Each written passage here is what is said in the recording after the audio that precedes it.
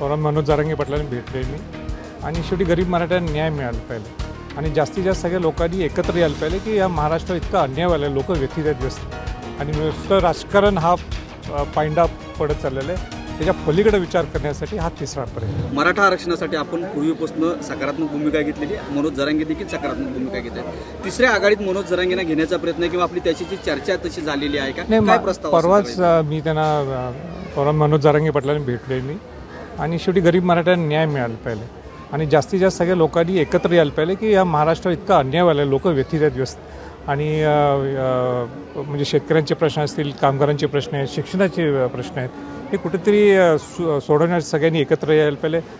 तुम्ही जर पाहिलं असं अनेक वर्ष या 75 वर्षात नुसते हेवे दावे चालू आहेत आणि माझं तुझं माझं एवढंच चालू आहे।